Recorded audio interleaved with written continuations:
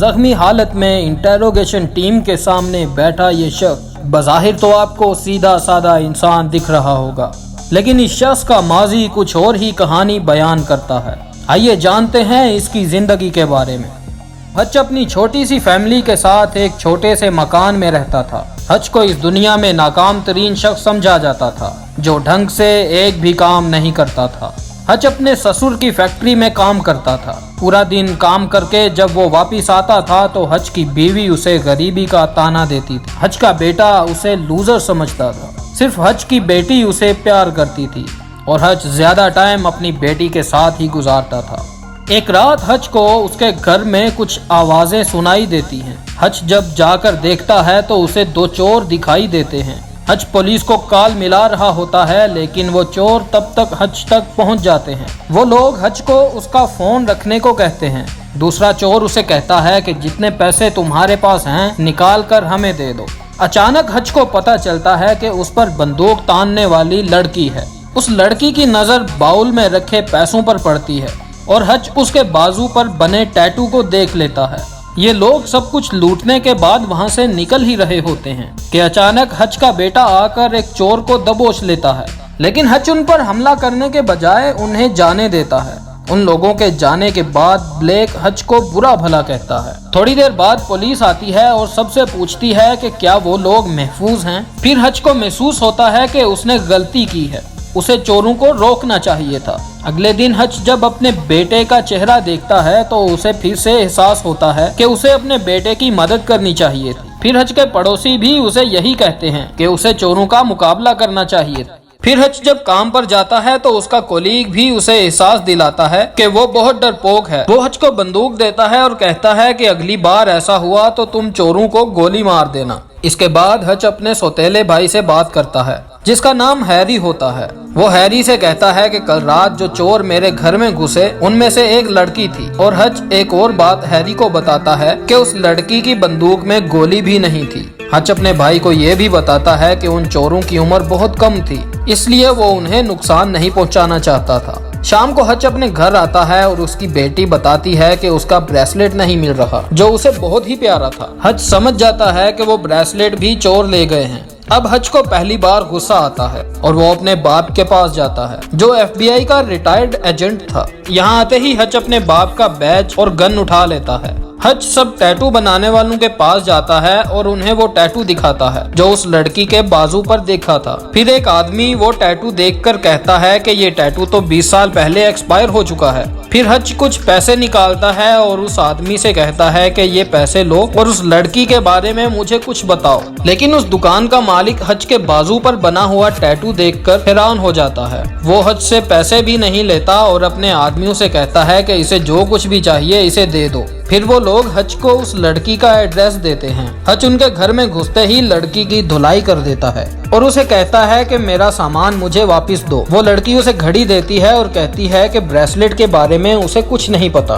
तभी हच को एक बच्चे के रोने की आवाज आती है। वो बच्चा बहुत बीमार होता है। वो लोग हच से कहते हैं कि उन लोगों ने ये चोरी मजबूरी में की थी। हच उन्हें बगैर नुकसान पहुंचाए वहां से चला जाता है। घर जाते हुए बस में कुछ गुंडे घुस जाते हैं और एक लड़की को छेड़ने लगते हैं। हच बस के ड्राइवर को बाहर निकालकर बस का दरवाजा बंद कर देता है और उनकी धुलाई कर देता है। उनमें से एक गुंडा हच को चाकू मार देता है। फिर हच बड़ी ही बेरहमी के साथ उन सबको मारता है। फिर यूलियान, जो शहर का सबसे बड़ा गुंडा होता है, उसे एक फोन कॉल आती है। उसे बताया जाता है कि उसका भाई हॉस्पिटल में है और सीरियस हालत में है। यूलियान गुस्से में होता है। एक शख्स यूलियान को हच का क्रेडिट कार्ड देता है। फिर हच अपनी फैमिली के साथ होता है। अचानक उसे उसके भाई की कॉल आती है। उसका भाई उसे बताता है कि तुमने यूलियान के भाई को मारा है और वो तुमसे बदला लेना चाहता है। अगर तुम उससे बचना चाहते हो तो एक शख्स के पास जाओ जिसका नाम दी बार्बर है। बार्बर हच से कहता है कि यूलियान तुम्हारी फैमिली को भी खत्म कर देगा। तुम्हारे लिए बेहतर यही है कि यहाँ से चले जाओ। हच अपनी फैमिली से कहता है कि तुम लोग कुछ दिन के लिए कहीं और शिफ्ट हो जाओ। उसकी बीवी मान जाती है और फिर हच की नजर कुछ गाड़ियों पर पड़ती है जो उसके घर की तरफ आ रही होती हैं। हच अपने बीवी बच्चों को बेसमेंट में बंद कर देता है। तब तक कुछ गुंडे उसके घर में घुस जाते हैं। हच उन्हें मारता है और एक आदमी से बंदूक छीनकर उन पर गोलियां चलाने लगता है। लेकिन वो लोग हच को पकड़ लेते हैं और बेहोश करके यूलियान के पास ले जाने लगते हैं।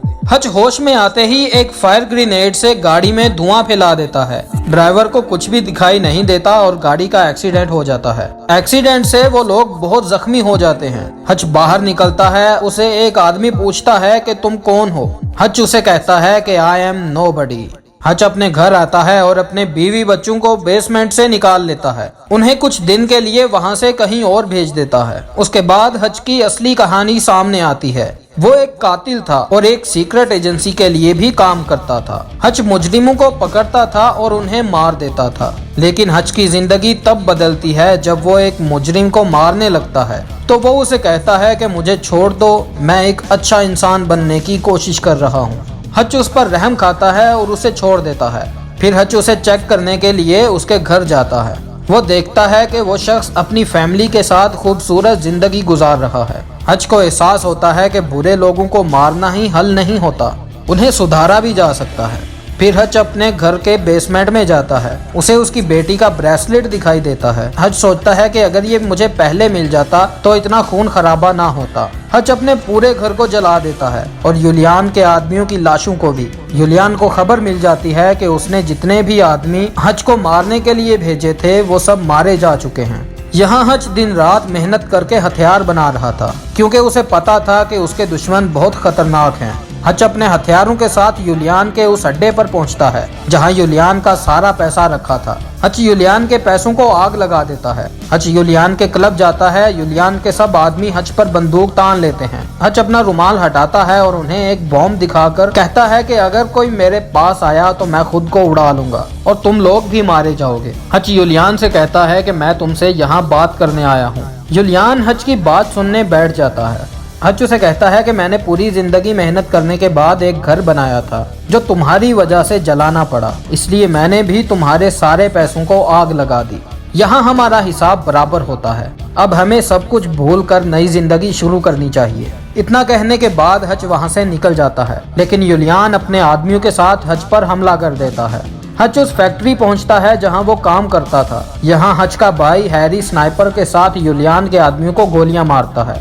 उसके साथ साथ हच के फादर भी होते हैं, यानी हच ने ये सब कुछ पहले से प्लान कर रखा था। उन लोगों ने इस बिल्डिंग में हर जगह बॉम्ब लगा रखे थे। हच के सब लोग मारे जाते हैं। अचानक हैरी को गोली लगती है, क्योंकि इन तीनों के पास गोलियां खत्म हो चुकी थीं। उसका फायदा उठाकर यूलियान आगे बढ़ता है। हच एक बुलेट प्रूफ शीशा उठाता है और वही बॉम्ब लेकर यूलियान की तरफ बढ़ता है। हच जैसे ही उस बॉम्ब को लेकर यूलियान के पास जाता है वो बॉम्ब फट जाता है। हच अपने फादर और अपने भाई का शुक्रिया अदा करता है और अपनी बीवी को कॉल करके कहता है कि अब सब कुछ ठीक है, हम लोग फिर से एक साथ रहेंगे। फिर हच को इन्वेस्टिगेशन रूम में ले जाया जाता है और उससे पूछताछ की जाती है। उन दोनों इन्वेस्टिगेटर्स को कॉल आती है और उन्हें कहा जाता है कि हच को छोड़ दें, क्योंकि वो पहले इंटेलिजेंस एजेंसी में काम करता था। फिर डेविड और हैरी एक गाड़ी में बहुत से हथियार रखकर हच की तरफ जा रहे होते हैं, क्योंकि उन्हें पता होता है कि इनकी जरूरत कभी भी पड़ सकती है।